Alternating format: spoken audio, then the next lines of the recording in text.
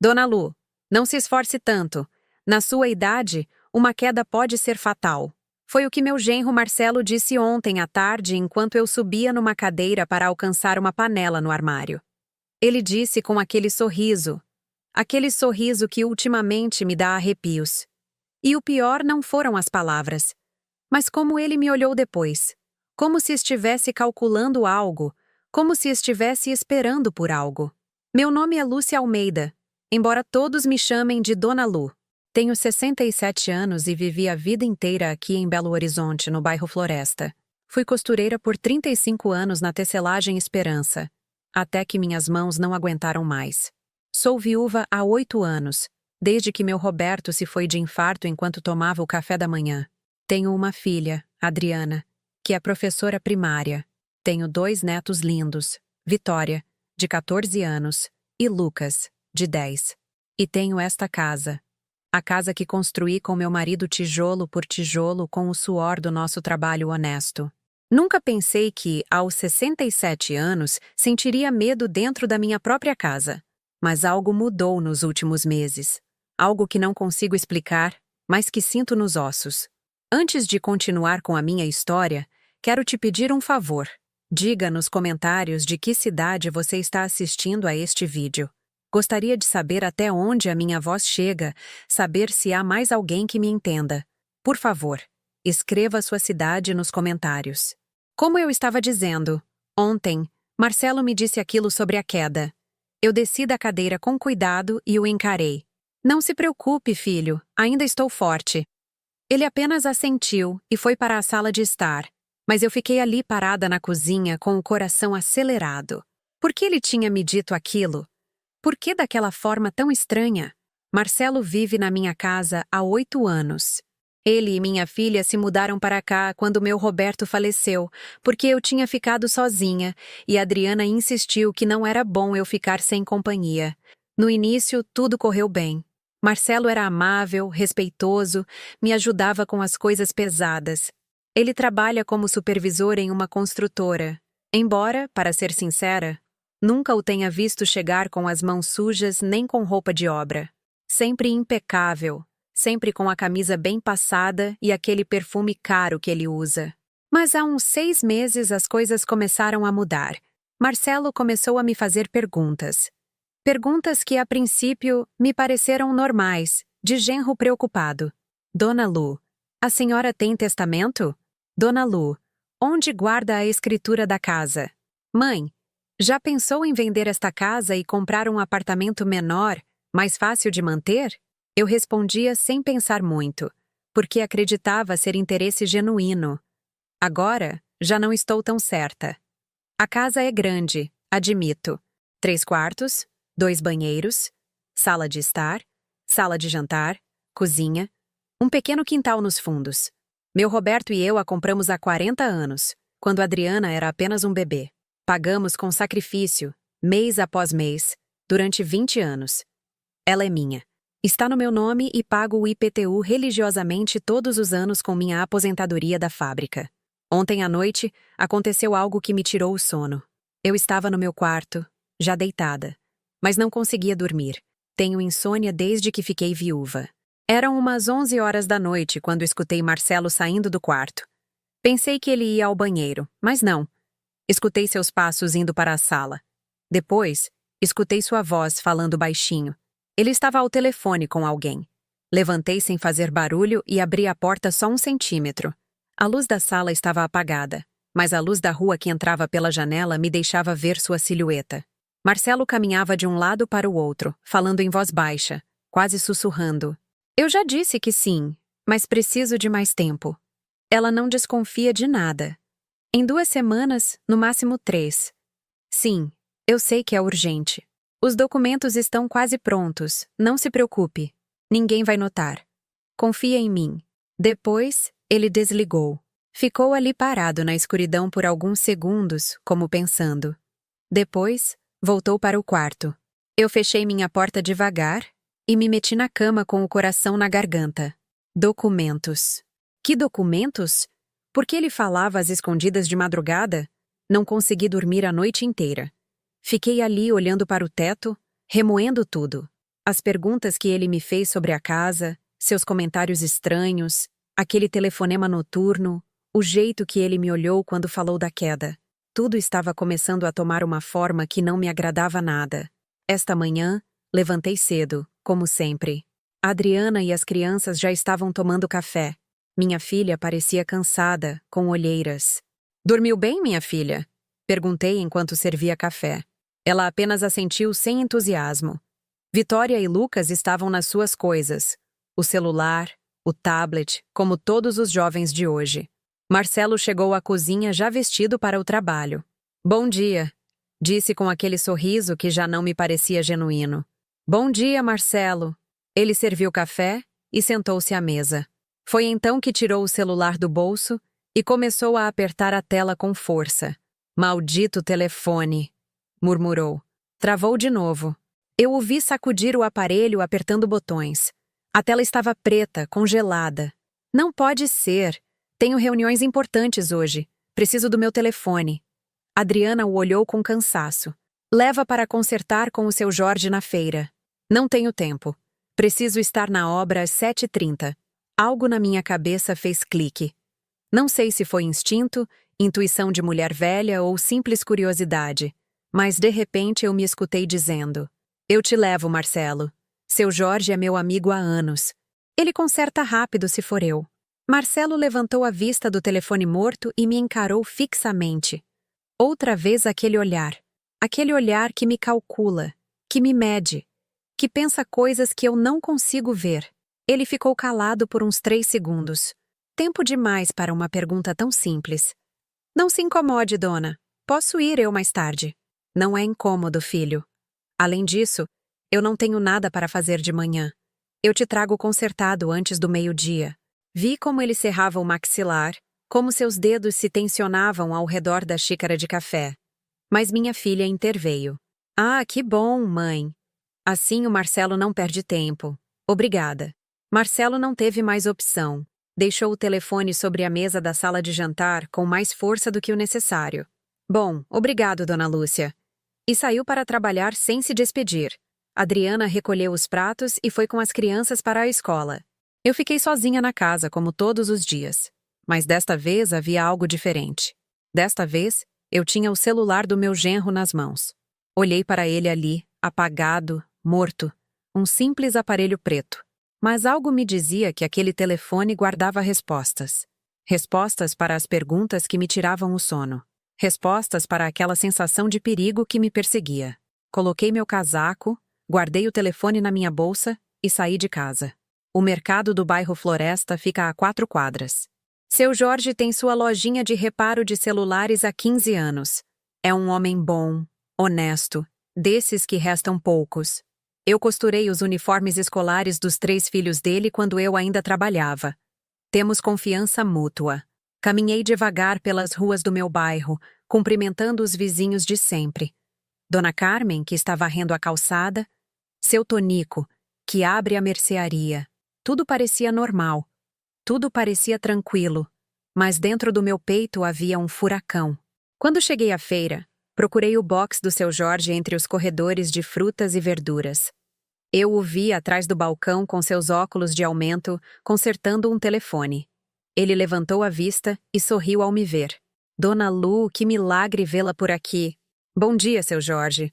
Preciso de um favor. Tirei o telefone da minha bolsa e o entreguei a ele. Ele pegou e revisou. De quem é? Do meu genro, Marcelo. Travou e ele precisa usar hoje. Seu Jorge conectou o aparelho ao computador e começou a revisá-lo. Deixe-me ver o que ele tem. Conserto rápido ou a senhora prefere que eu revise bem? E aí, naquele momento, sem saber por quê, sem entender de onde saíam aquelas palavras, eu disse algo que mudaria tudo. Revise bem, seu Jorge. Revise tudo o que tiver que revisar. Ele me olhou com curiosidade, mas assentiu. Como a senhora quiser, dona. Passo para pegar daqui a algumas horas. Saí da feira com as mãos vazias e o coração cheio de algo que eu não sabia se era medo ou esperança. Eu tinha dado o primeiro passo, agora só restava esperar. O que eu não sabia é que aquele telefone estava prestes a me revelar coisas que eu nunca deveria ter descoberto. Voltei para casa caminhando devagar. sentindo o peso de algo que eu ainda não conseguia nomear. As ruas do bairro Floresta estavam tranquilas naquela manhã. O sol mal começava a esquentar e os comerciantes abriam seus negócios como todos os dias. Tudo parecia normal, mas eu já não me sentia normal.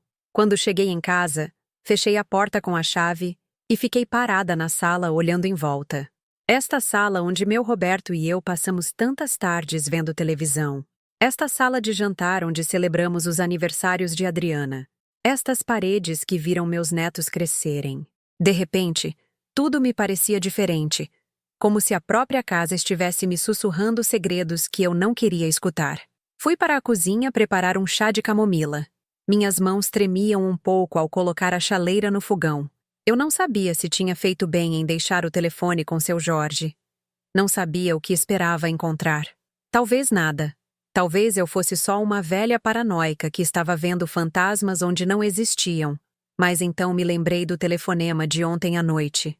A voz de Marcelo sussurrando na escuridão. Os documentos estão quase prontos. Ninguém vai notar. E aquele comentário sobre a minha queda.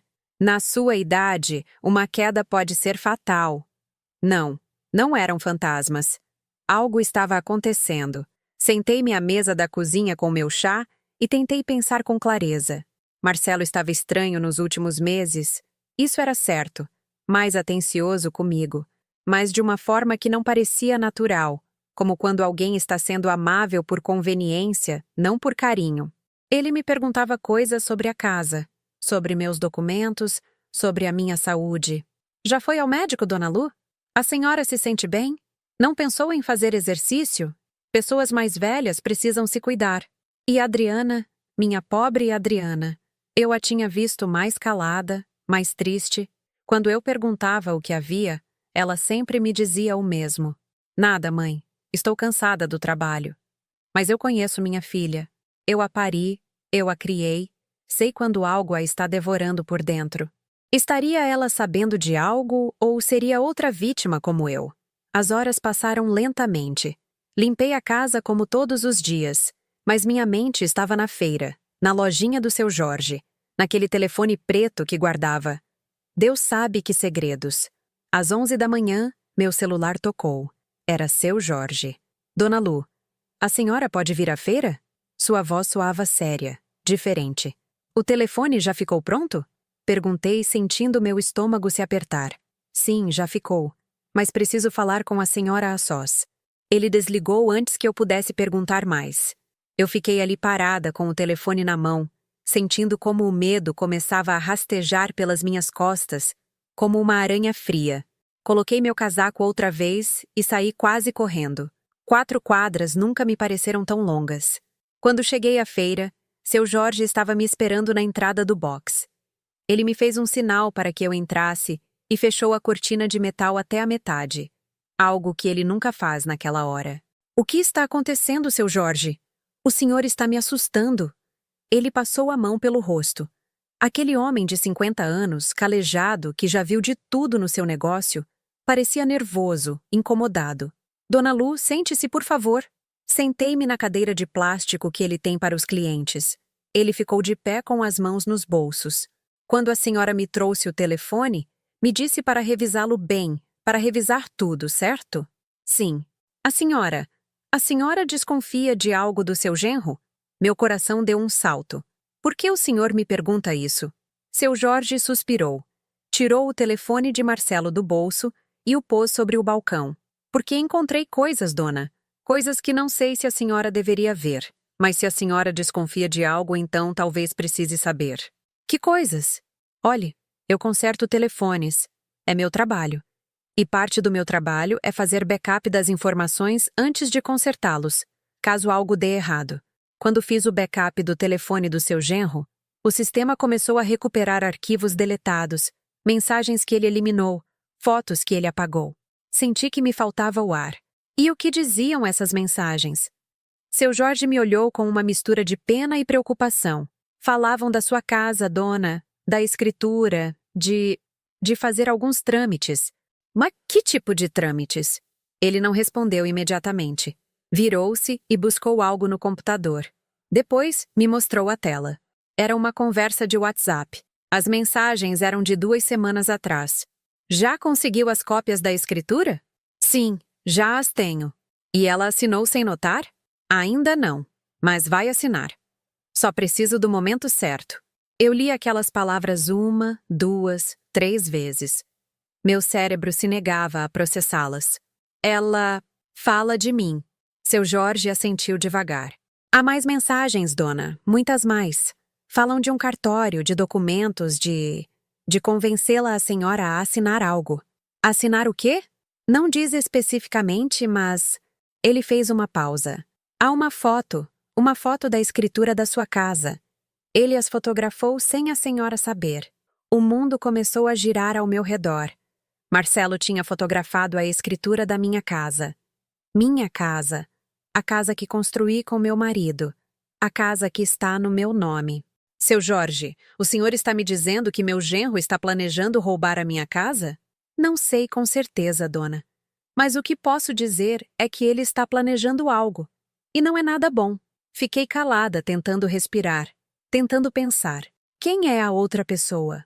Com quem ele fala nessas mensagens? O contato está salvo só como G. Não tem nome completo, mas seja quem for, está ajudando seu genro com isso. Tem mais? Tem mais mensagens? Seu Jorge hesitou. Sim, mas Dona Lu, eu não sei se... Mostre-me todas. Ele me olhou nos olhos e deve ter visto algo ali, porque assentiu. Ele me mostrou mais mensagens, conversas que Marcelo tinha apagado, mas que seu Jorge havia recuperado. E com cada mensagem que eu lia, sentia como a raiva começava a substituir o medo. A velha está cada dia mais frágil. Perfeito. Quanto mais fraca ela estiver, mais fácil será. Quanto tempo mais? 2 ou 3 semanas? No máximo, 1 mês. Fechei os olhos. A velha. Assim ele me chamava. A velha. E essa frase, enquanto mais fraca ela estiver, mais fácil será. Mais fácil o quê? Me enganar para que eu assinasse algo? Roubar-me? Ou algo pior? Seu Jorge, eu disse com uma voz que eu mesma não reconheci. Preciso de cópias de tudo isso, de todas as mensagens, de todas as fotos. O senhor pode fazer isso? Sim, posso, mas, dona, isto é delicado. Se o seu genro perceber que a senhora sabe, ele não vai perceber. Eu vou agir como se nada tivesse acontecido. Mas preciso dessas cópias e preciso de tempo para pensar no que vou fazer. Seu Jorge pegou um pendrive de uma gaveta. Vou copiar tudo aqui, mas guarde-o bem, me entende? Em um lugar onde ninguém o encontre. Enquanto ele trabalhava no computador, eu fiquei ali sentada olhando para o telefone preto de Marcelo sobre o balcão. Aquele aparelho que guardava provas da sua traição, do seu plano, do que quer que estivesse tramando contra mim. 10 minutos depois, seu Jorge me entregou o pendrive. Aqui está tudo. E Dona Lu, tenha muito cuidado. Se seu genro é capaz de planejar isso, não sei demais o que ele é capaz. Peguei o pendrive e o guardei no fundo da minha bolsa. Depois, peguei o telefone de Marcelo. Obrigada, seu Jorge. Não sabe o quanto eu lhe agradeço por isso. O que a senhora vai fazer? Eu o encarei. Ainda não sei. Mas o que eu sei é que Marcelo cometeu um erro muito grande. Pensou que por eu ser velha, sou burra. Pensou que eu não ia notar, mas se enganou. Saí da feira com o telefone em uma mão e meu futuro na outra, escondido em um pequeno pendrive. O sol estava forte. Agora as pessoas caminhavam, compravam, riam. Tudo continuava igual para elas. Mas para mim, nada voltaria a ser igual. Marcelo queria jogar. Pois bem, eu também sabia jogar. E ele estava prestes a descobrir que esta velha ainda tinha garras. Cheguei em casa com o celular de Marcelo na bolsa e um nó no estômago que não ia embora. Fechei a porta e me encostei nela, respirando fundo. Eu precisava me acalmar. Precisava pensar com clareza. A primeira coisa que fiz foi esconder o pendrive que seu Jorge me deu. Não podia deixá-lo em qualquer lugar. Marcelo era esperto, manipulador. E se estava planejando tudo isso, certamente revirava minhas coisas quando eu não estava. Fui para o meu quarto e procurei o lugar mais seguro que me ocorreu. Dentro de uma caixa de absorventes velhos que eu guardava no fundo do meu armário, debaixo de uns lençóis que eu não usava mais. Ninguém, Absolutamente ninguém procuraria ali. Depois, peguei o celular de Marcelo e o deixei sobre a mesa da sala de jantar, exatamente onde ele o havia deixado esta manhã. Eu tinha que agir normal, tinha que fingir que não sabia de nada. Isso era o mais difícil. Fui para a cozinha e comecei a preparar o almoço, como todos os dias. Piquei tomates, cebola, pimenta, pus feijão para esquentar. Minhas mãos faziam os movimentos automáticos de sempre, mas minha cabeça estava em outra parte. Naquelas mensagens, naquelas palavras cruéis. A velha está cada dia mais frágil. Enquanto mais fraca ela estiver, mais fácil será. O que era que eles planejavam? Me enganar para que eu assinasse algo? A escritura da casa? Talvez me fazer crer que eu estava assinando um documento médico ou algo do banco. Marcelo sabia que eu confiava nele, que eu assinava o que me punham na frente sem ler muito, porque nunca pensei que minha própria família me faria mal. Que tonta eu tinha sido. À 1 da tarde, escutei a porta. Era a Adriana voltando da escola. Entrou na cozinha com sua bolsa de compras, como sempre faz às terças. Ela me deu um beijo na bochecha. Olá, mãe. Como foi sua manhã? Eu a olhei. Minha filha, minha única filha. Parecia cansada, com olheiras, o cabelo preso em um rabo de cavalo despenteado. Saberia ela o que Marcelo estava planejando? Ou também a tinha enganado? Tranquila, minha querida. Fui à feira. Levei o telefone do Marcelo com o seu Jorge. Os olhos dela se iluminaram um pouco. Ah, que bom. Já ficou pronto? Sim, já está consertado. Deixei na mesa. Adriana foi para a sala e voltou com o telefone. Olhou, ligou, verificou que funcionava. Perfeito. Marcelo vai ficar contente. Tinha reuniões importantes hoje. Ela deixou o telefone de novo na mesa e começou a tirar as coisas da sacola de compras. Verduras, tortilhas, leite. Como estão as coisas com o Marcelo? Perguntei, tentando soar casual enquanto picava cebola. Adriana ficou calada por um momento. Tempo demais. Bem, mãe, tudo bem. Não me parece muito convencida. Ela suspirou. É que... eu não sei. Ultimamente ele está muito estressado com o trabalho. Chega tarde, está de mau humor, mas é normal, eu suponho. A construção é um negócio complicado. Quis lhe contar tudo. Quis gritar que o marido dela era um traidor, que estava planejando algo contra mim, que eu tinha provas. Mas me detive, porque se eu contasse e ela o avisasse, tudo estaria perdido. E algo me dizia que eu precisava daquelas provas, que eu precisava saber mais antes de tomar qualquer atitude. E você? Como está, minha filha? Te vejo cansada. Adriana se apoiou no balcão da cozinha. Por um momento, pensei que ela ia chorar. Estou bem, mãe. Só cansada, como você disse. Terminamos de preparar a comida juntas em silêncio. Um silêncio que antes era confortável e agora se sentia pesado, cheio de coisas não ditas. Às 6 da tarde, Marcelo chegou. Escutei da cozinha. Cheguei. Sua voz soava alegre, relaxada. Ele entrou na cozinha e a primeira coisa que fez foi procurar o telefone. Pegou-o da mesa, revisou, deslizou o dedo pela tela. Já ficou pronto? Perguntou. Sim. Respondi sem olhá-lo, mexendo a panela de feijão. Seu Jorge disse que era só o software. Já consertou. Vi de soslaio como o Marcelo revisava o telefone com mais detalhes. Abriu aplicativos, revisou mensagens, como se estivesse buscando algo. Meu coração batia rápido, mas mantive a cara tranquila, o olhar no fogão. Tudo certo? Perguntei. Ele levantou a vista. Sim, tudo certo.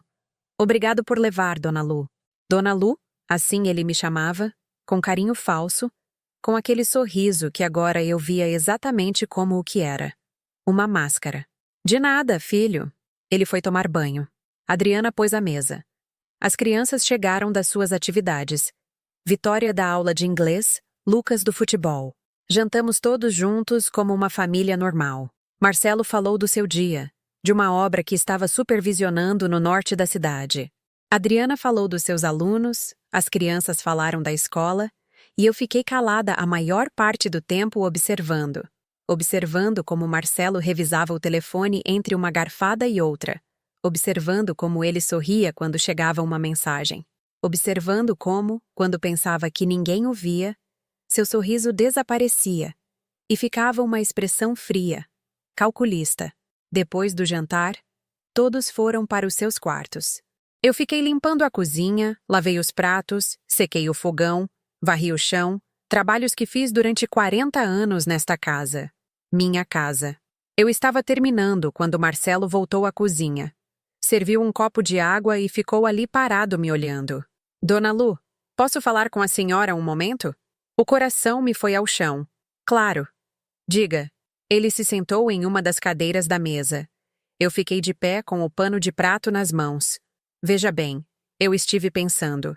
A senhora já tem 67 anos, já trabalhou muito na vida, já se cansou, e esta casa é muito grande, muito pesada de manter. Aí vinha. O que quer que estivesse planejando, estava começando a executar. O que você quer dizer?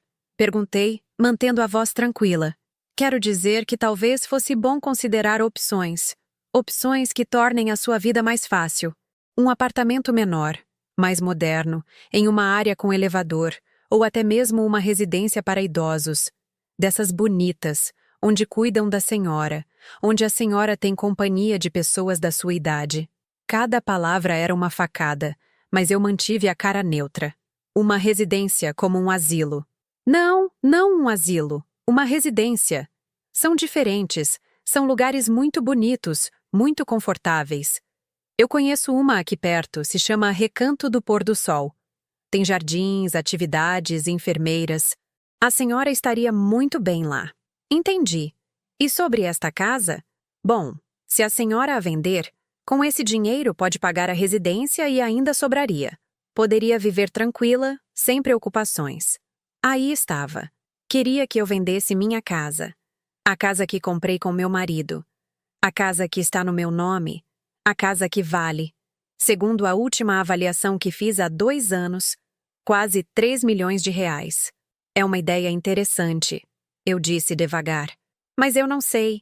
Esta casa tem muitas lembranças. Aqui eu criei a Adriana. Aqui estão as coisas do meu Roberto. Marcelo sorriu. Aquele sorriso que agora eu reconhecia como veneno. Eu entendo, Dona Lu. Não é uma decisão fácil, mas pense bem. Pense bem. Porque na sua idade, manter uma casa assim é perigoso. As escadas, o quintal, tantos quartos, uma queda, um acidente, seria terrível. Outra vez com a história da queda, outra vez com a ameaça velada. Vou pensar, eu disse. Perfeito. E se a senhora quiser, eu posso acompanhá-la para conhecer a residência amanhã mesmo, se quiser. Ou podemos falar com um tabelião para ver a questão da venda. Tenho um amigo tabelião que pode nos ajudar. Faz tudo rápido, sem complicações. Claro, o amigo tabelião, o mesmo de quem falavam nas mensagens, certamente o que ia ajudá-lo com os documentos. Está bem, deixe-me pensar uns dias. Marcelo se levantou e pôs a mão no meu ombro. Senti nojo. Tome seu tempo, Dona Lu. Mas não muito. Estas coisas é melhor fazer logo. Ele foi para o quarto. Eu fiquei ali parada na cozinha tremendo de raiva. Eu já entendia o plano. Me convencer a vender a casa, me levar com o amigo tabelião, me fazer assinar documentos e depois... O quê? Me levar para essa residência? Ou talvez nem isso. Talvez o plano fosse mais obscuro. Naquela noite, eu não consegui dormir. Fiquei acordada, olhando para o teto, pensando. Eu precisava de ajuda. Precisava de alguém que me assessorasse, alguém que soubesse de leis, de documentos, de como me proteger. Eu precisava de um advogado e sabia exatamente a quem chamar. No dia seguinte, levantei com uma missão clara. Eu não ia me deixar vencer. Eu não ia ser a velha burra que Marcelo pensava que eu era, mas tinha que me mover com cuidado, sem levantar suspeitas. Tomei café com a família como se nada tivesse acontecido. Marcelo estava de bom humor, assobiando enquanto preparava seu café. Adriana levava as crianças para a escola. Tudo parecia normal, mas eu já não via as coisas da mesma forma. Cada gesto de Marcelo, cada palavra, cada sorriso, tudo me parecia falso. Dona Lu, pensou no que falamos ontem à noite? Me perguntou antes de sair para o trabalho. Sim, estou pensando. respondi com calma. Perfeito. Me avise quando quiser ir conhecer a residência. Eu a levo. Assenti. Ele se foi assobiando aquela mesma canção irritante. Adriana saiu com as crianças e eu fiquei sozinha. Esperei meia hora para me assegurar de que ninguém voltaria por algo esquecido. Depois, peguei meu celular e busquei nos meus contatos o nome que eu precisava. Dr. Heitor Castro. O Dr. Castro foi o advogado que me ajudou quando meu Roberto morreu. Tramitou todo o inventário, a certidão de óbito, a partilha de alguns bens. É um homem sério, profissional, desses advogados da velha guarda que ainda tem palavra. Eu liguei para ele. Alô, doutor? Castro, bom dia. É Lúcia Almeida. Dona Lu, como a senhora está? Há anos que não tenho notícias. Bem, doutor. Bom, mais ou menos. Por isso que ligo. Preciso da sua ajuda. É urgente. Houve uma pausa. O que aconteceu? Preciso falar com o senhor pessoalmente. O senhor pode me receber hoje? Claro. Venha ao meu escritório às 11 horas. A senhora se lembra onde é? Sim, no centro. Estarei lá. Desliguei e fiquei um momento sentada na sala de jantar, olhando pela janela. O céu estava nublado. Parecia que ia chover. Vesti meu melhor vestido, o azul marinho que uso para as ocasiões importantes. Penteei-me com cuidado, pus meus brincos de pérolas. Eu precisava parecer respeitável, séria, não como a velha frágil que Marcelo pensava que eu era. Peguei minha bolsa, meti o pendrive que seu Jorge me deu e saí de casa. O escritório do Dr. Castro ficava no centro de Belo Horizonte, a cerca de meia hora de ônibus. Fazia tempo que eu não ia ao centro. As ruas estavam cheias de gente, de vendedores ambulantes, de estudantes. Desci no ponto de costume e caminhei 2 quadras até o prédio antigo onde fica o escritório dele. Subi as escadas devagar. Segundo andar, porta 203. Bati. Entre. Entrei.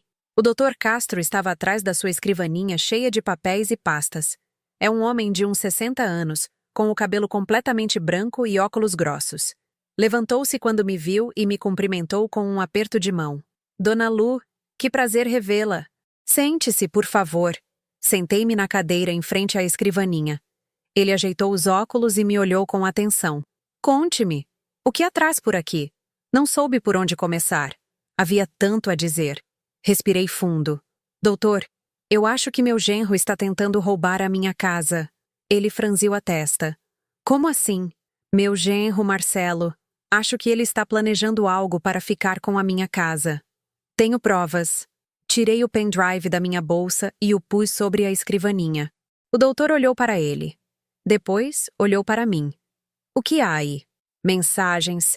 Conversas que ele apagou do celular. Fala sobre a escritura da minha casa, sobre um tabelião, sobre me fazer assinar documentos. Não sei exatamente o que está planejando, mas sei que não é nada bom. O Dr. Castro conectou o pendrive ao computador. Começou a ler os arquivos em silêncio. Eu o olhava, tentando adivinhar seus pensamentos pelo seu rosto. Vi como suas sobrancelhas se levantavam, como ele franzia os lábios, como sua expressão ficava cada vez mais séria. Passaram 10 minutos que pareceram horas. Finalmente, ele tirou os óculos e esfregou os olhos. Dona Lu, isso é grave. Muito grave. Estas mensagens falam de falsificação de documentos, de engano, de possível fraude patrimonial. E esta parte onde diz, enquanto mais fraca ela estiver, não me agrada nada. Parece que estão esperando que a senhora esteja vulnerável para agir. Ontem à noite ele falou comigo. Me disse para vender a casa, para que eu fosse para uma residência, que ele tem um amigo tabelião que pode me ajudar com os documentos. O doutor se inclinou para a frente. E o que a senhora disse a ele? Que eu ia pensar. Perfeito. Não faça nada ainda. Não assine nada. Entende? Nada. Nem mesmo se parecer um documento inofensivo, porque estes casos de fraude patrimonial funcionam assim. Colocam na sua frente papéis que parecem uma coisa, mas são outra. Dizem que está assinando uma permissão médica ou uma atualização do testamento, mas na realidade está assinando a transferência da propriedade. Senti um calafrio. Podem fazer isso? Se tiverem um tabelião corrupto, sim. E por estas mensagens parece que tem. O que eu faço então? O doutor se recostou na cadeira, pensando. Primeiro, Preciso verificar o estado da escritura da sua casa, me assegurar de que ainda está no seu nome e que não fizeram nenhum movimento sem o seu conhecimento. Segundo, preciso que a senhora me traga toda a sua escritura original, sua identidade, qualquer documento importante que tenha. Vamos resguardar tudo aqui no meu escritório. E depois vamos esperar. Vamos deixar seu genro seguir com o plano. Mas agora nós estaremos preparados. Vamos documentar tudo, cada conversa, cada papel que ele colocar na sua frente, cada movimento que ele fizer. E quando ele tentar executar o golpe, vamos pegá-lo com as mãos na massa. É seguro? Não é perigoso? O doutor me olhou com seriedade. Dona Lu, serei franco. Não sei o quão perigoso seu genro é. Estas mensagens me preocupam, especialmente as que falam de a senhora estar frágil. Preciso que me prometa algo. Não fique sozinha com ele se puder evitar. Não aceite comida nem bebida que ele prepare. Não vá a lugar nenhum com ele sem me avisar antes. E se em algum momento a senhora sentir que está em perigo real, imediato, ligue para a polícia primeiro e para mim depois. Minhas mãos tremiam. Até aquele momento, eu não tinha considerado que Marcelo pudesse me fazer mal físico. Pensei que ele só queria a minha casa, mas agora, escutando o doutor, entendi que talvez o perigo fosse maior. O senhor acha que ele quer me matar? As palavras saíram da minha boca antes que eu pudesse detê-las. O doutor suspirou. Não sei, dona. Espero que não. Mas o que eu sei é que precisamos tomar precauções. A senhora tem família? Mais alguém além da sua filha? Tenho uma prima em Contagem. Carmen. Somos muito próximas. Ótimo. Quero que a senhora avise sobre o que está acontecendo. Para ter mais alguém informado, por precaução. Assenti, sentindo como o medo se misturava com a determinação. Quanto vai me custar tudo isso, doutor? Ele negou com a cabeça. A senhora me ajudou muito quando minha esposa estava doente, lembra? Costurou as batas de hospital dela sem me cobrar. Este caso eu assumo sem custo. Meus olhos se encheram de lágrimas. Obrigada. Não me agradeça ainda. Isto apenas começou, mas eu prometo que vamos proteger seu patrimônio. E se seu genro está cometendo um crime, ele vai pagar por isso. Saí do escritório com uma mistura de alívio e terror. Eu já não estava sozinha. Tinha ajuda. Mas a guerra apenas começava. Regressei para casa com a cabeça mais clara, mas o coração mais pesado. O Dr. Castro tinha me dado instruções precisas. Agir normal, não levantar suspeitas, documentar tudo e, sobretudo, não ficar sozinha com Marcelo se eu pudesse evitar. Quando cheguei, a casa estava vazia. Olhei o relógio. 12h30. Adriana ainda estaria na escola até às 2h. As crianças não chegariam até às 3h. E Marcelo? Marcelo supostamente estava na obra. Fui direto para o meu quarto e tirei do armário a caixa de sapatos onde eu guardava meus documentos importantes. A escritura da casa, minha certidão de nascimento, a de casamento, a certidão de óbito de Roberto, minha carteira de identidade, RG, tudo o que o doutor havia me pedido. Eu os meti em uma bolsa de tecido e os escondi no fundo do meu armário, atrás da roupa de inverno. Amanhã, eu os levaria ao escritório. Eu estava guardando a bolsa quando escutei a porta da entrada. O sangue gelou. Quem tinha chegado? Saí do meu quarto e vi Marcelo na sala tirando os sapatos. Ah, mãe! Que bom que a senhora está aqui, disse ele com aquele sorriso falso. Saí cedo da obra. Queria aproveitar para falar com a senhora. Meu estômago apertou. O que você quer falar? Sobre o que conversamos ontem à noite. A residência, a venda da casa. Olhe, eu falei com meu amigo tabelião e ele me disse que se a senhora quiser, hoje mesmo podemos ir ao escritório dele, só para conhecer as opções, sem compromisso. Não tão rápido. Isso estava acontecendo muito rápido. Marcelo, eu disse que ia pensar. Eu sei, dona Lu. Por isso quero que a senhora conheça as opções. Assim pode pensar melhor, com informação completa. Ele se aproximou de mim, perto demais. É para o seu bem. De verdade, a senhora não deveria mais viver sozinha em uma casa tão grande. É perigoso. Aí estava outra vez, a palavra perigoso. Eu não vivo sozinha. Vivo com vocês. Bom, sim, Mas durante o dia a senhora fica sozinha muitas horas. E se acontecer algo? E se a senhora cair?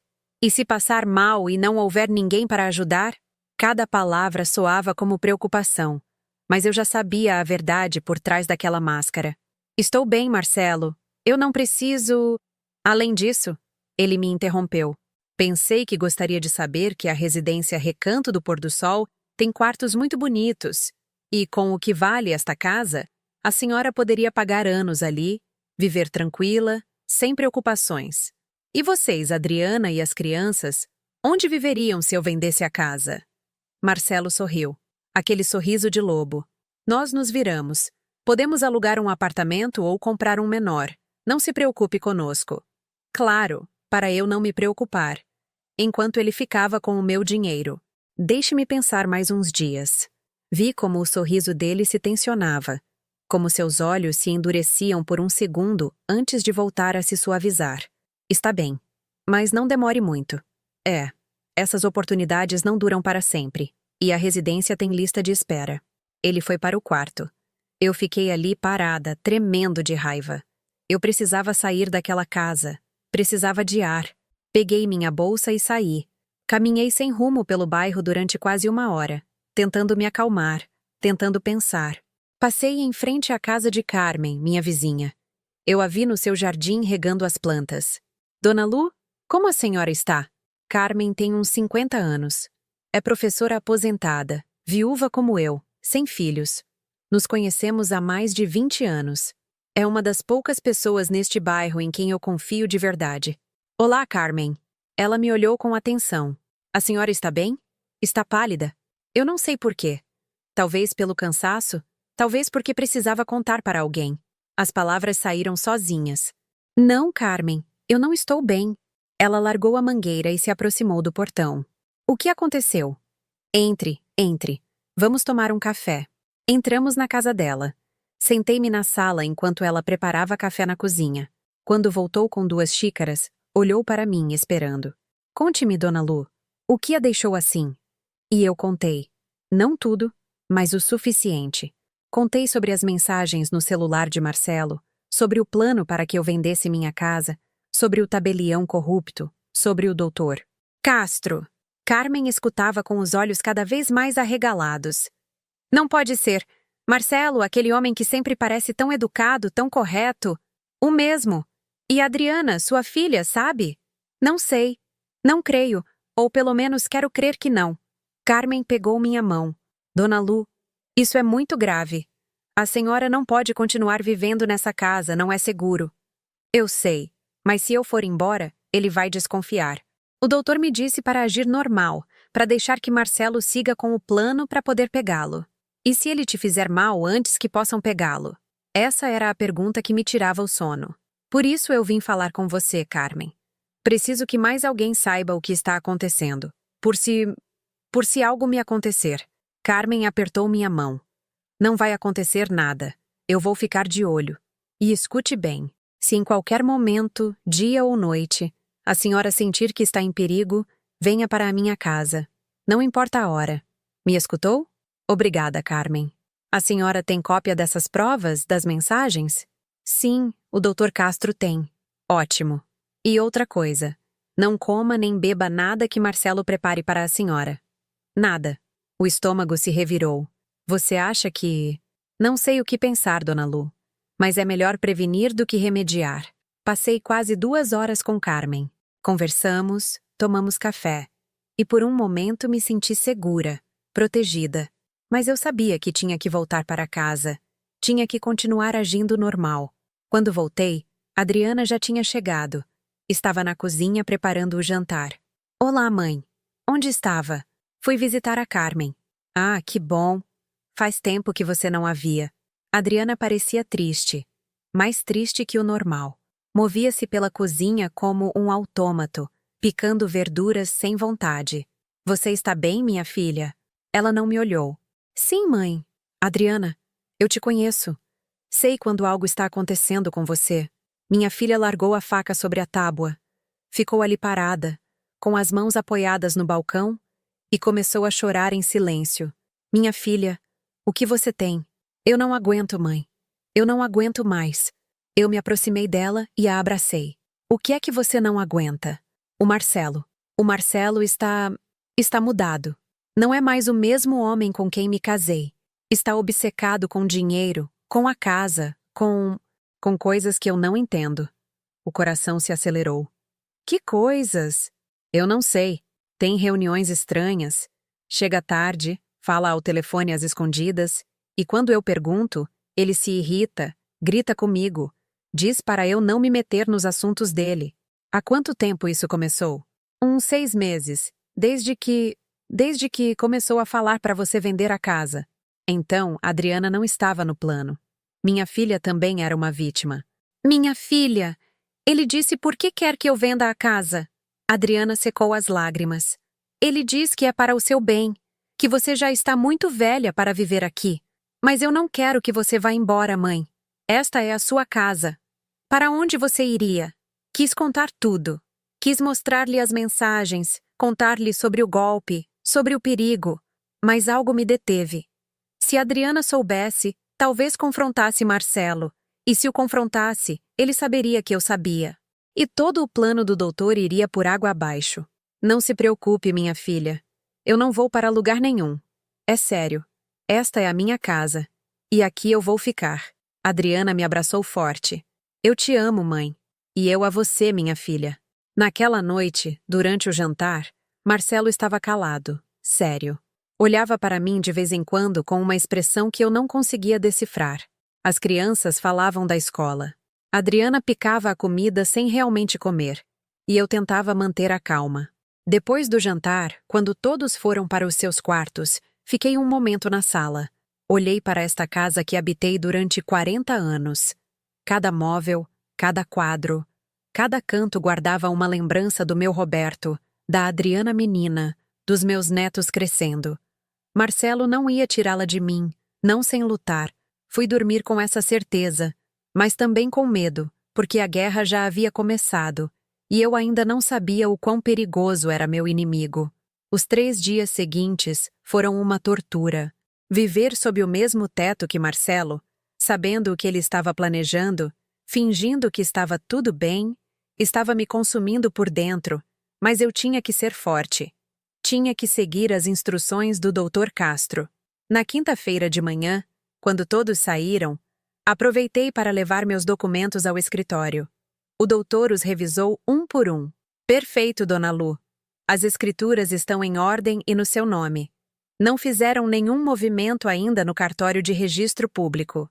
Vou colocar um alerta para que, se alguém tentar fazer algum trâmite com esta propriedade, nos avisem imediatamente.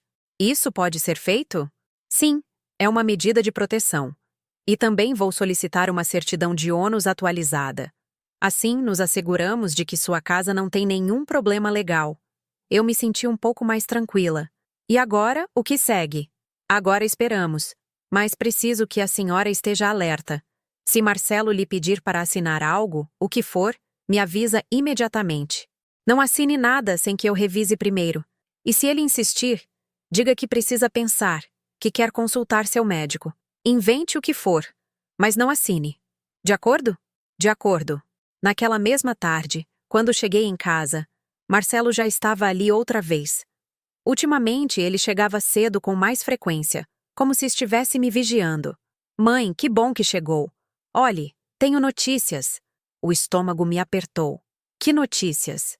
Falei com o diretor do Recanto do Pôr do Sol. Contei sobre a senhora e ele disse que há um espaço disponível, mas só por esta semana. Se a senhora não pegar, dão para outra pessoa. Pressão. Estava tentando me pressionar. Marcelo, eu já disse que preciso pensar. Eu sei, mas é que eu não quero que a senhora perca esta oportunidade. O que a senhora acha de irmos amanhã conhecer a residência?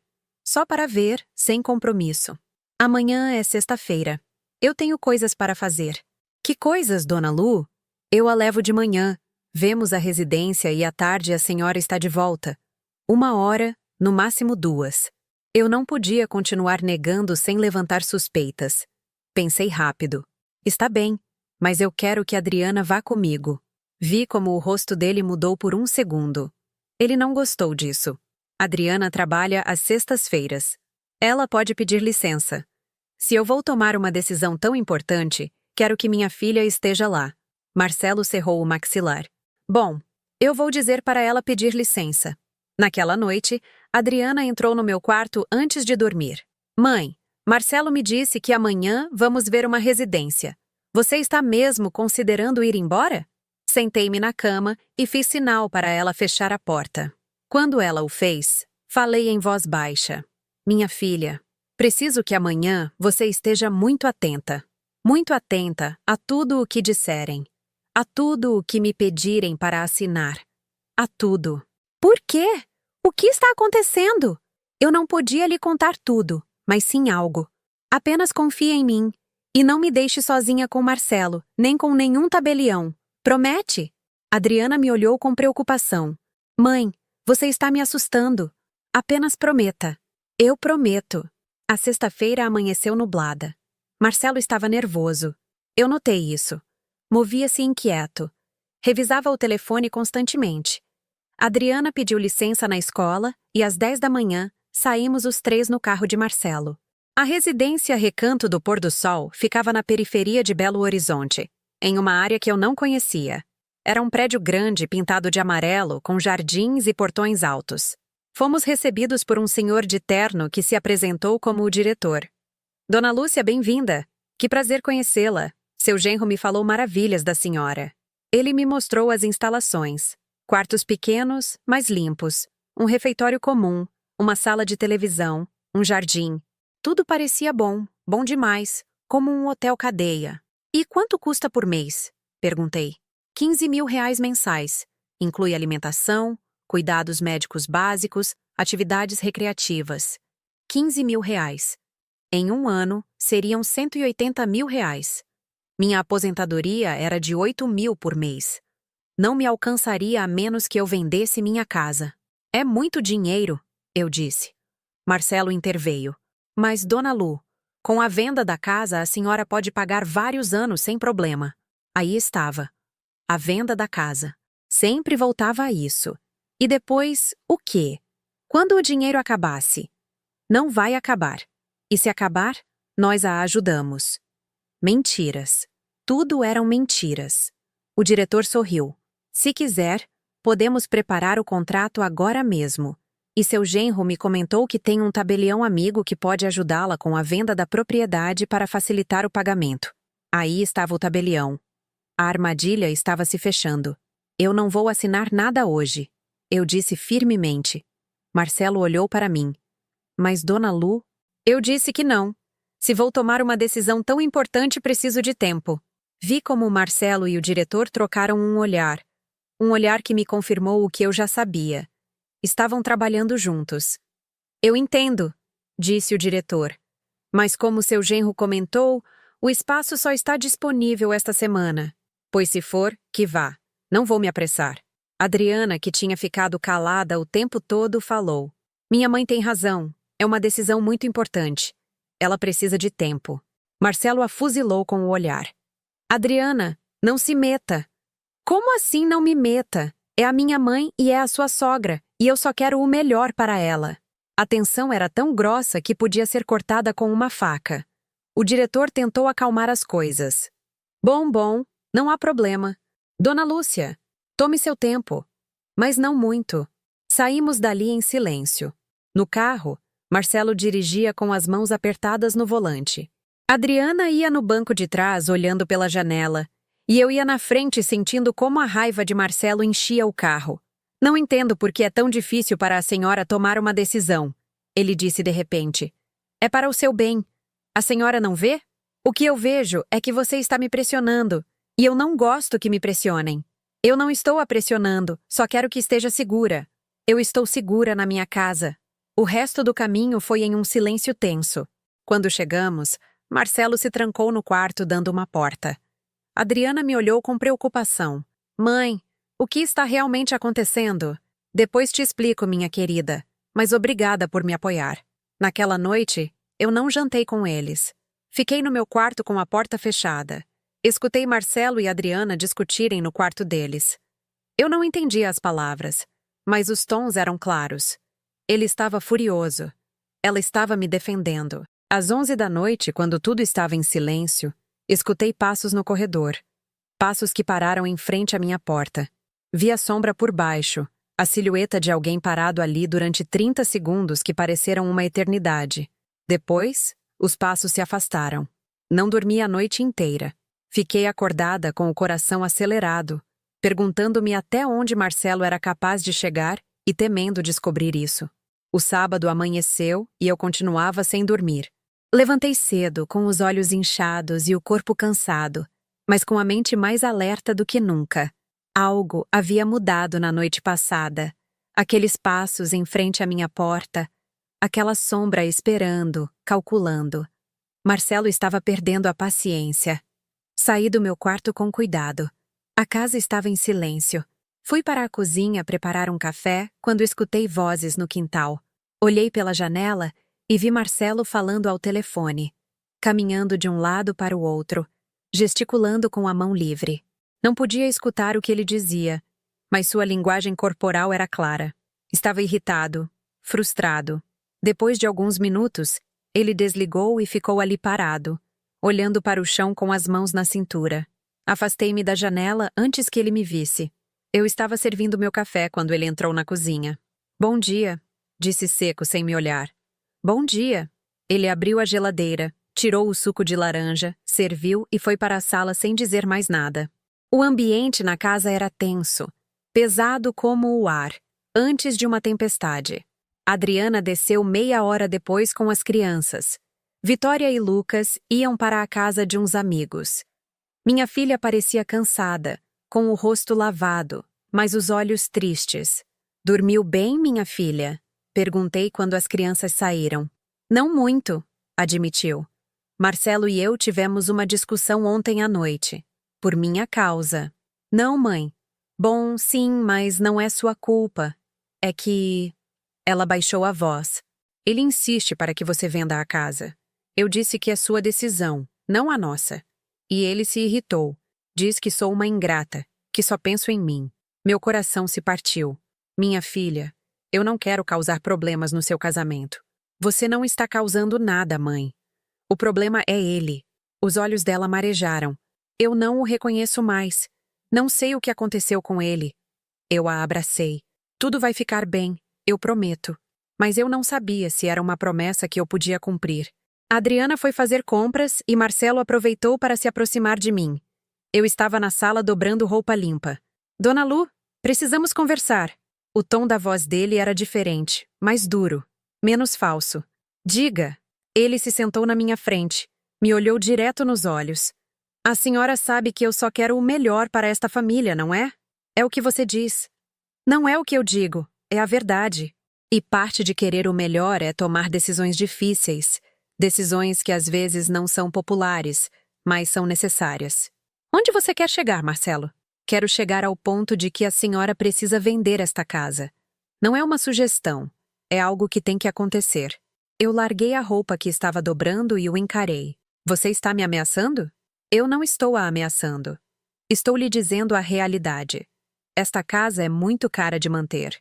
O IPTU, os serviços, os reparos, e a senhora já não consegue lidar com isso. Eu pago meu IPTU. Eu pago a minha parte. Sua aposentadoria não é suficiente, dona Lu. Adriana e eu estivemos cobrindo gastos que a senhora não vê, e já não podemos mais. Precisamos desse dinheiro." Aí estava, a verdade finalmente saindo. Precisavam do meu dinheiro. Se precisam de dinheiro, arranjem um emprego melhor. Vi como o rosto dele ficou vermelho, como suas mãos se fecharam em punhos. "Cuidado com o que a senhora diz." "Ou o quê? O que você vai fazer?" Marcelo se levantou bruscamente. "A senhora não entende. Não entende a situação em que estamos. Tenho dívidas, muitas dívidas, e preciso desse dinheiro. Preciso desta casa." Por fim, ele tinha dito. Por fim, tinha tirado a máscara. "Esta casa é minha, não sua." "Por enquanto", disse ele com um sorriso frio. "Mas as coisas podem mudar. As coisas mudam o tempo todo, especialmente para pessoas mais velhas. São tão frágeis, tão sujeitas a acidentes." O sangue gelou nas minhas veias. Aí estava a ameaça direta. Afaste-se de mim. Ou o quê? Dona Lu, eu vou ligar para a polícia e dizer que o seu genro está preocupado com o seu bem-estar, que quer que a senhora viva em um lugar mais seguro. Eu sei o que você está fazendo. Eu sei o que você está planejando. Marcelo ficou imóvel. O que a senhora está dizendo? Eu tinha me entregado. Maldição, mas eu não podia mais voltar atrás. Eu sei que você tem um tabelião corrupto. Eu sei que você planeja falsificar documentos. Eu sei de tudo, Marcelo. Vi como o rosto dele passou da surpresa à fúria em segundos. Ele se aproximou de mim, ameaçador. Quem lhe disse isso? Quem? Isso não importa. Importa sim, foi a Adriana. Ela andou revirando minhas coisas. A Adriana não sabe de nada. Mas eu sei e tenho provas. Marcelo ficou em silêncio, processando. Depois, soltou uma risada amarga. Provas. Que provas uma velha que nem sequer sabe usar um telefone pode ter? As suficientes. Não acredito. Você não tem que acreditar em mim. Mas eu o advirto, Marcelo. Se você tentar algo, se algo me acontecer, tudo vai vir à tona. Tudo. Ficamos ali nos encarando. Dois inimigos finalmente sem máscaras. A senhora cometeu um erro, Dona Lu. Ele disse em voz baixa. Um erro muito grande ao se meter comigo. Ele se virou e saiu de casa batendo a porta. Fiquei ali tremendo. O que eu tinha feito? Acabei de mostrar minhas cartas. Agora ele sabia que eu sabia, e isso me tornava ainda mais perigosa para ele. Corri para o meu quarto e liguei para o Dr. Castro. Ele atendeu no terceiro toque. Dona Lu? Doutor, eu cometi um erro terrível. Eu lhe contei tudo. A discussão, as ameaças, como eu tinha dito que tinha provas. Houve um longo silêncio do outro lado da linha. Dona Lu, isto muda tudo. Se ele sabe que a senhora sabe, ele pode fazer duas coisas: abandonar o plano ou acelerá-lo. E eu tenho medo que ele faça o segundo. O que eu faço? Preciso que a senhora saia dessa casa agora, hoje mesmo. Vá para a casa da sua vizinha Carmen. Vá para um hotel, mas não fique aí. E as minhas coisas? As coisas se repõem.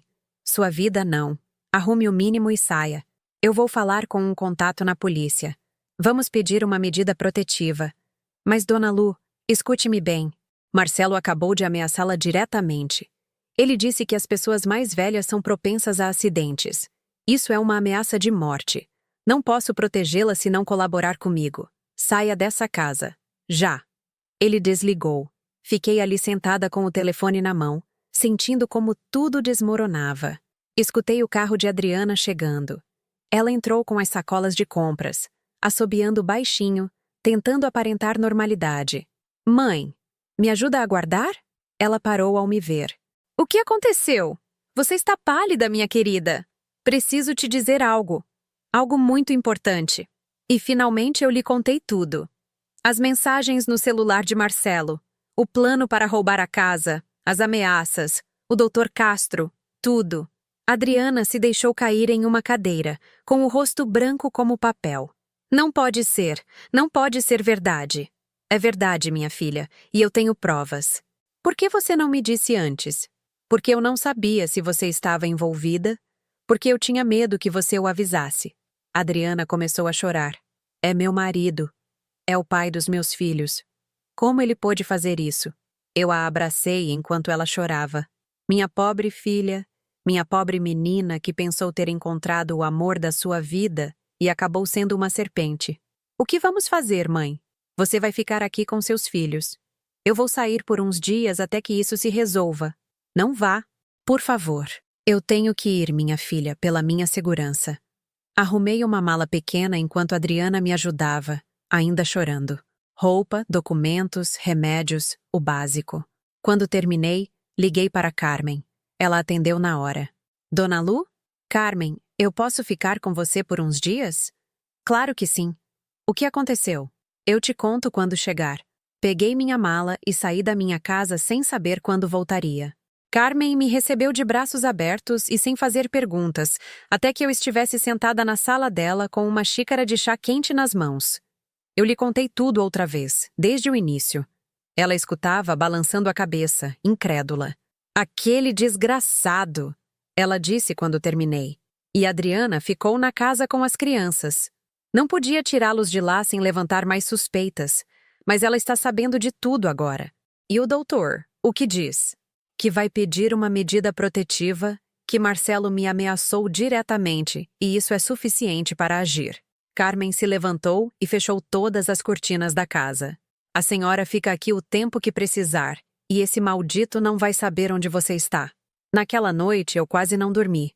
Qualquer barulho me acordava. Cada carro que passava na rua me fazia pular. Eu estava na casa de Carmen, a apenas 2 casas de distância da minha, mas me sentia como se estivesse em outro planeta. No domingo de manhã, Adriana me ligou. Mãe, Marcelo está louco. Pergunta por você. Diz onde você está. O que você disse a ele? Que você foi para a Contagem na casa da prima Letícia que ia ficar uns dias. Bem, isso está bom. Mãe, eu estou com medo. Ontem à noite eu o escutei falando ao telefone.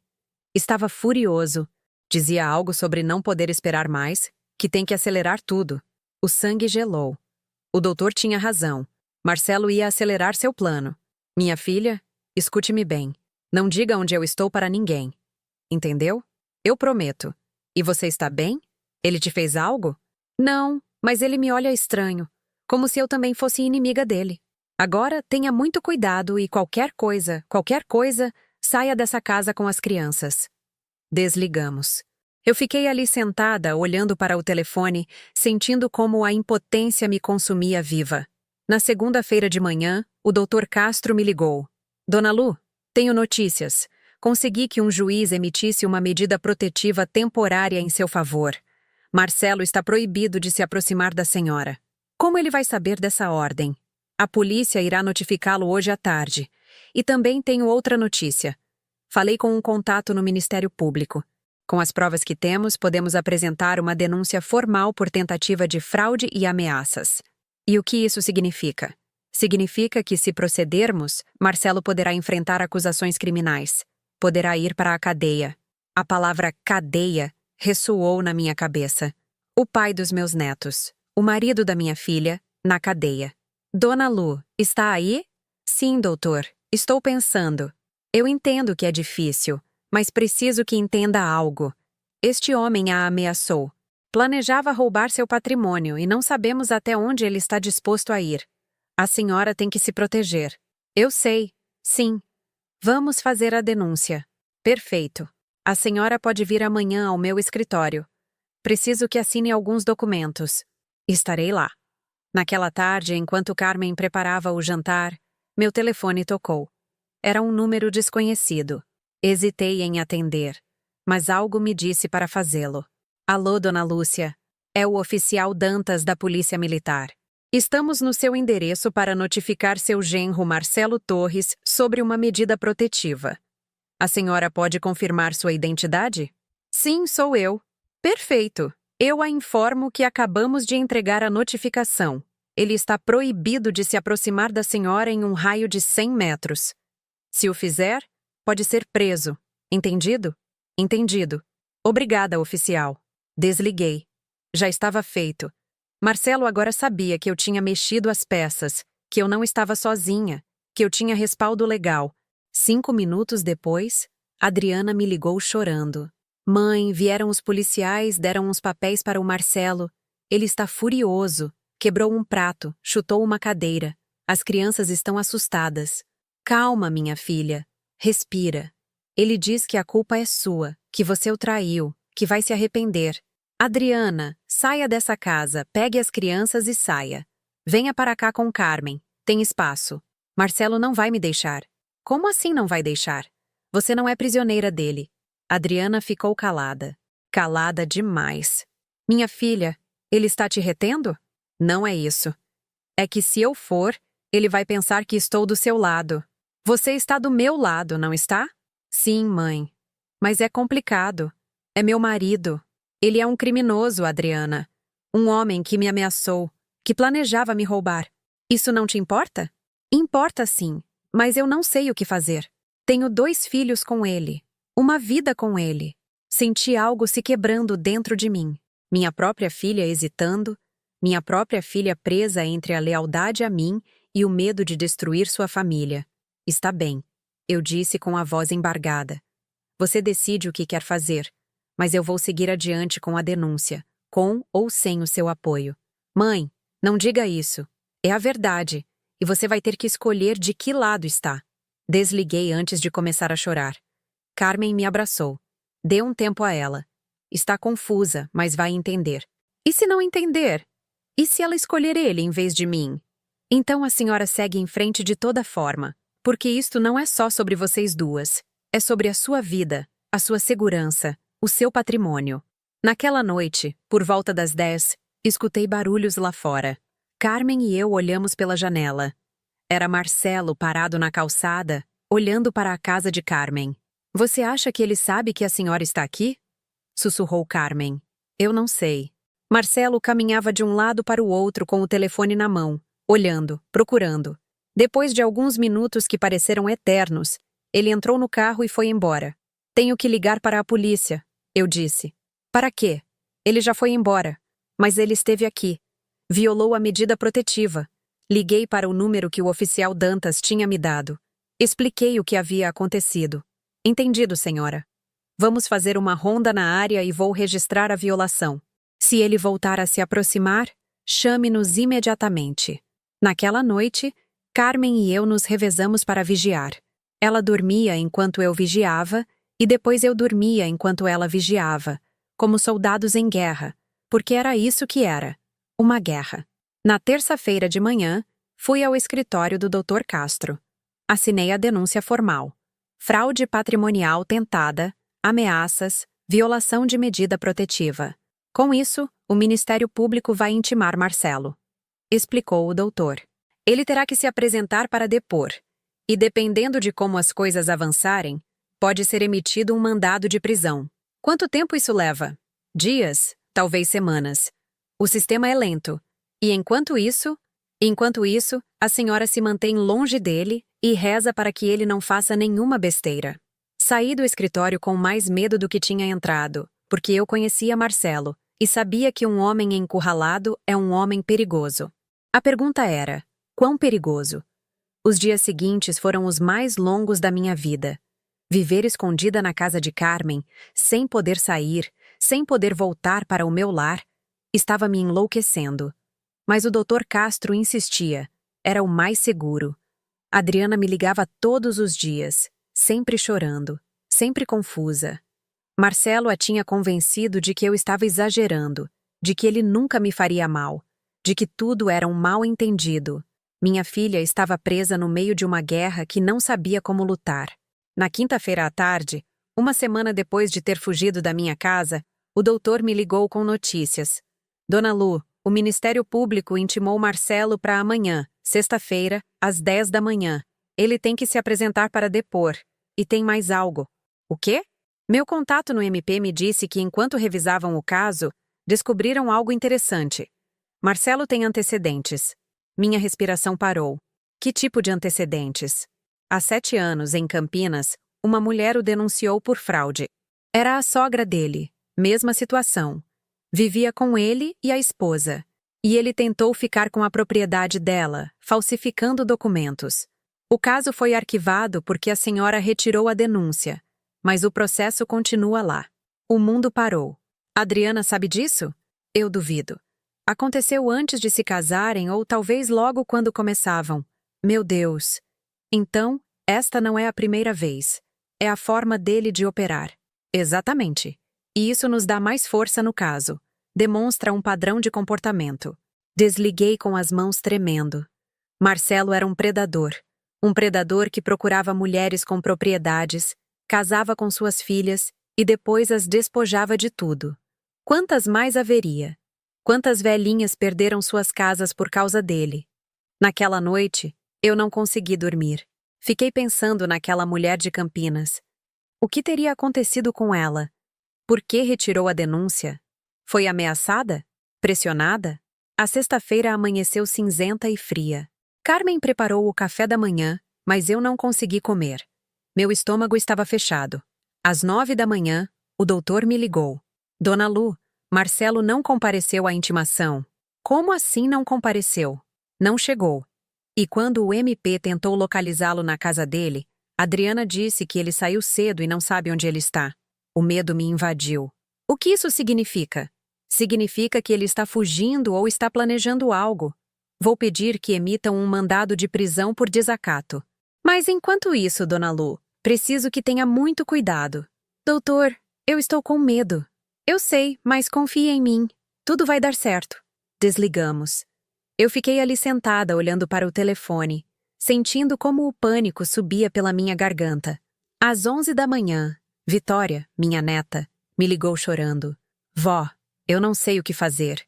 Minha mãe e meu pai estão brigando muito feio. Meu pai diz que a culpa é toda sua, que você arruinou a família. Minha mãe o defende, mas também chora. E Lucas está escondido no quarto dele. Calma, meu amor. Seu pai está aí agora? Sim, está na sala gritando. Diz que vai resolver as coisas, que ninguém vai humilhá-lo. Vitória, escute-me bem. Quero que você pegue Lucas e se tranque no quarto de vocês com a chave na porta. Está me ouvindo? Sim, vó. E se seu pai tentar entrar ou se acontecer algo ruim, você liga para o 190. Entendeu? Eu estou com medo. Eu sei, meu amor. Mas seja corajosa. Tudo vai ficar bem. Desliguei e liguei imediatamente para a Adriana. Não atendeu. Liguei de novo. Nada. Terceira ligação. Nada. Carmen, algo ruim está acontecendo. Eu disse me levantando. Eu tenho que ir para a minha casa. Você está louca. Marcelo está lá. É perigoso. Meus netos estão lá. Minha filha está lá. Eu não posso ficar aqui sem fazer nada. Carmen pegou as chaves do carro. Então eu vou com a senhora. Mas ligamos para a polícia primeiro. Liguei para o oficial Dantas. Expliquei a situação. Estamos a caminho, senhora. Não entre na casa até chegarmos. Entendeu? Entendido. Carmen dirigiu as 2 quadras que separavam a casa dela da minha. Quando chegamos, vi o carro de Marcelo na entrada. As cortinas estavam fechadas. Tudo parecia normal por fora. Mas eu sentia que algo estava terrivelmente errado. Vamos esperar a polícia, disse Carmen, segurando meu braço. Mas então escutei um grito. O grito de Adriana. Eu não pensei. Apenas corri. Saí do carro e corri em direção à minha casa. Carmen gritava atrás de mim, mas eu não escutava. Só escutava minha filha gritando. Abri a porta com a minha chave, entrei correndo e o que vi me gelou o sangue. Marcelo estava segurando Adriana pelo braço, sacudindo-a. Na mesa de jantar havia papéis, muitos papéis, e uma caneta. Assina! Ele gritava. Assina, ou eu juro que... Solta ela! Gritei. Marcelo se virou. Quando me viu, o rosto dele se transformou. Já não era o genro educado, o supervisor de obra, o homem de sorriso falso. Era um animal encurralado, perigoso. Você! Ele disse soltando Adriana e caminhando em minha direção. Você arruinou tudo. Marcelo, afaste-se da minha mãe, disse Adriana, colocando-se entre nós. Saia daqui, Adriana. Isto é entre ela e eu. Eu não vou deixar você fazer mal a ela. Mal. Eu só queria o que é justo. Eu mantive esta casa. Eu paguei as contas. Mentiras. Eu disse com voz firme. Eu pago meu IPTU. Eu comprei esta casa com meu marido. Ela é minha. Marcelo riu. Uma risada amarga cheia de veneno. Sua. Nada é seu, velha. Você já está acabada. Deveria estar morta. Escutei sirenes lá fora. A polícia estava chegando. Marcelo também as escutou.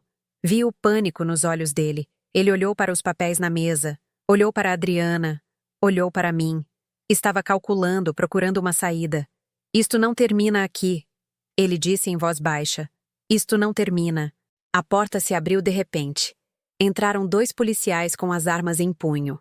Mãos para cima! Afaste-se das senhoras! Marcelo levantou as mãos lentamente, mas me olhava.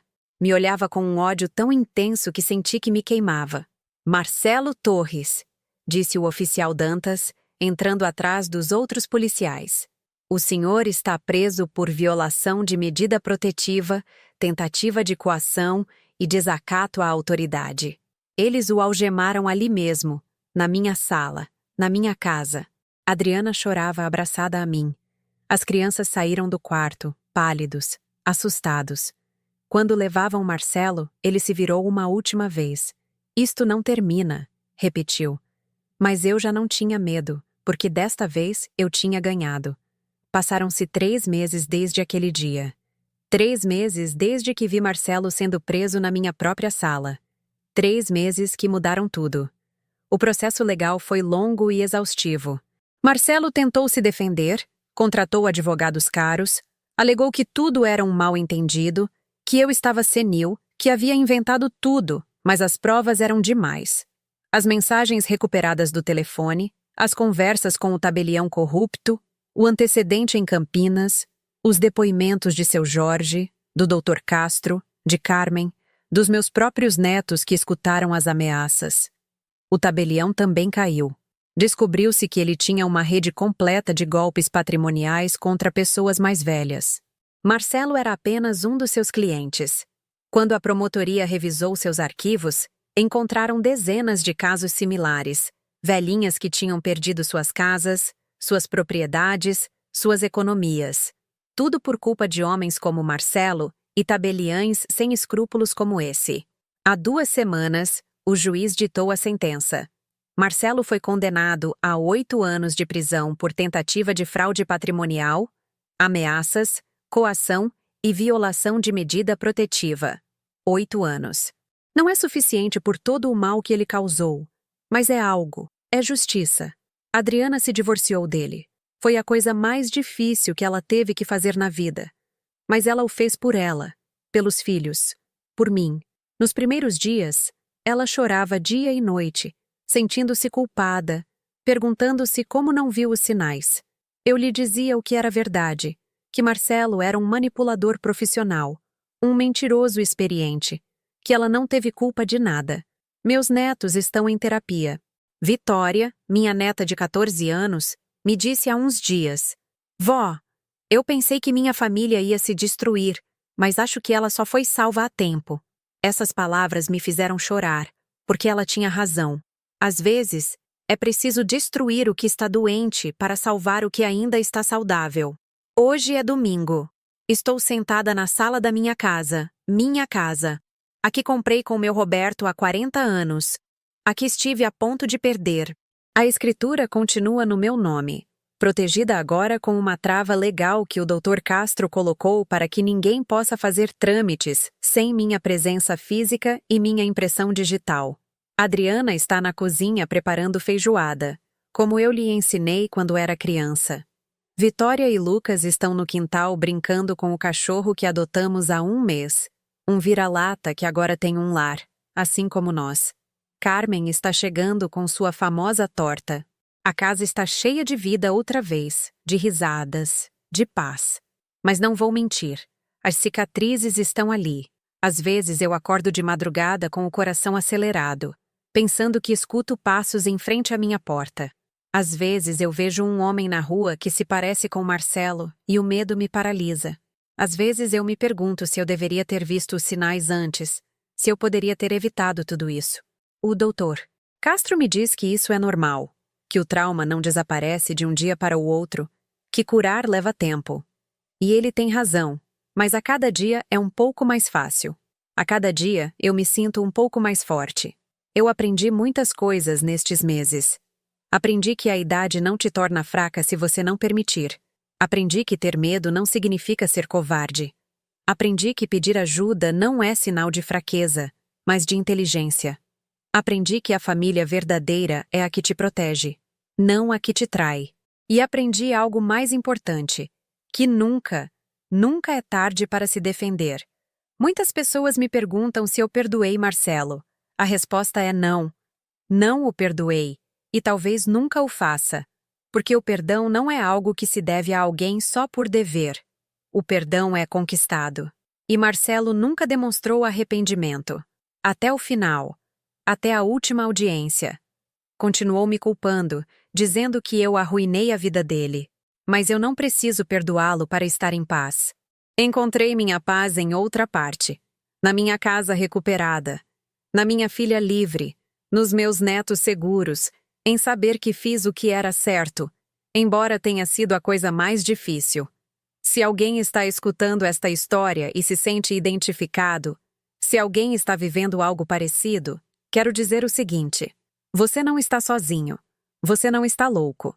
Se você sente que algo não está bem, confie no seu instinto.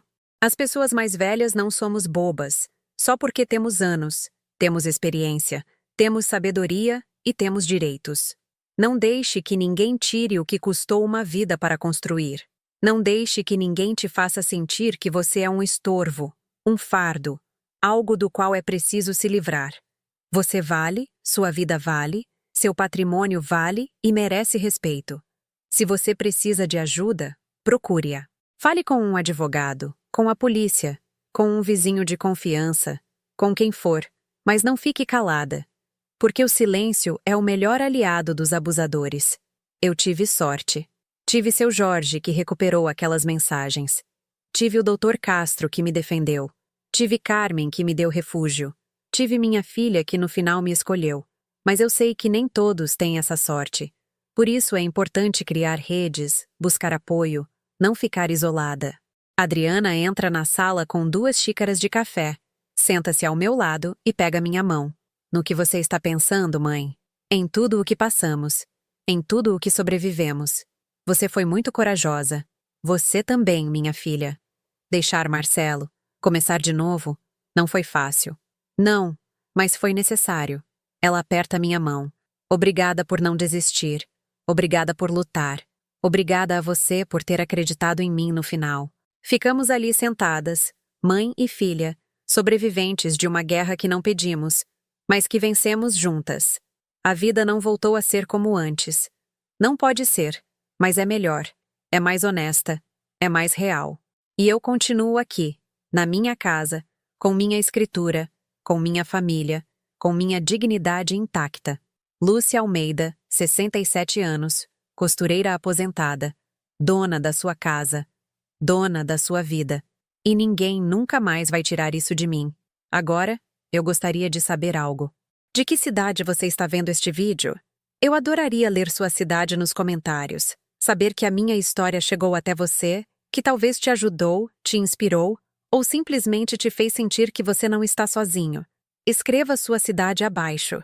Quero saber até onde chegou esta história de luta, de justiça, de vitória, porque no final, esta não é só a minha história.